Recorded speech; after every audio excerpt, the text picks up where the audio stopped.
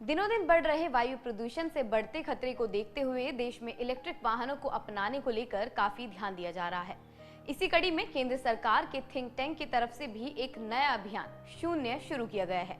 नीति आयोग ने आरएमआई और RMI India के सहयोग से इस अभियान की शुरुआत की है।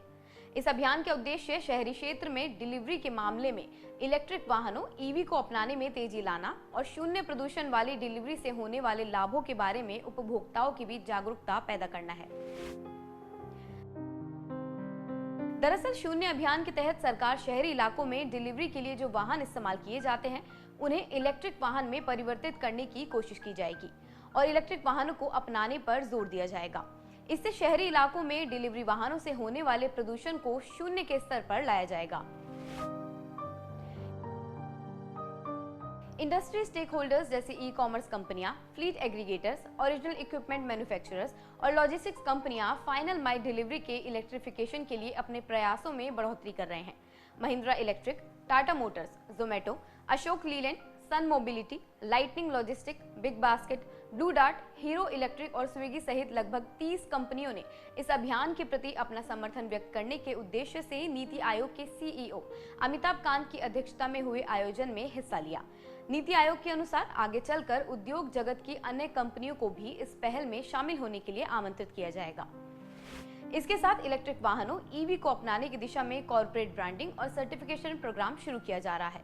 इसके अंतर्गत एक online tracking platform, vehicle kilometre electrified, carbon savings, मानक प्रदूषक संबंधी सेविंग और स्वच्छ डिलीवरी वाहनों से होने वाले अन्य लाभों से जुड़े आंकड़ों के माध्यम से इस अभियान के प्रभावों को साझा किया जाएगा।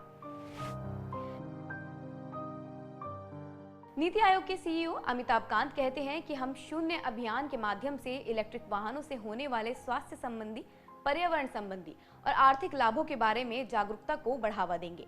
मैं ई कॉमर्स कंपनियों, ऑटो निर्माताओं और लॉजिस्टिक फ्लीट ऑपरेटर से आग्रह करूंगा कि वे शहरी क्षेत्र में माल ढुलाई के क्रम में प्रदूषण को खत्म करने के अवसर को पहचानें।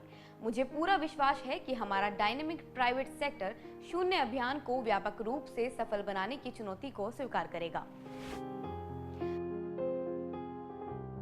दरअसल भारत में माल ढुलाई में से होने वाले कार्बन एमिशन का 10% शहरी मालवाहक वाहनों से होता है और 2030 तक इस एमिशन में 114% की वृद्धि होने की उम्मीद है।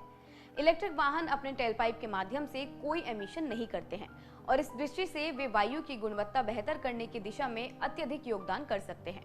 यहाँ तक कि मैन्युफैक्चरिंग के लिए किए जाने वाली अकाउंटिंग के दौरान वे इंटरनल कंबशन इंजन से लैस अपने समकक्ष वाहनों की तुलना में 15 से 40% तक कम कार्बन डाइऑक्साइड एमिट करते हैं और उसकी परिचालन लागत भी कम होती है। केंद्र और विभिन्न राज्य सरकारों ने इलेक्ट्रिक वाहनों के लिए कई पॉलिसी पेश की है, जिससे पूंजीगत लागत में भारी अंतर आएगा। केंद्र सरकार के थिंक टैंक नीति आयोग ने देश के रोड मैप के तौर पर शून्य पहल को अपनाने का संकल्प लिया है। शून्य पहल का टारगेट आने वाले 2 सालों में शहरी इलाकों में मालवाहक वाहनों को पूरी तरह से ईवी यानी इलेक्ट्रिक वाहनों में तब्दील करना है। आज की इस वीडियो में बस इतना ही। धन्यवाद।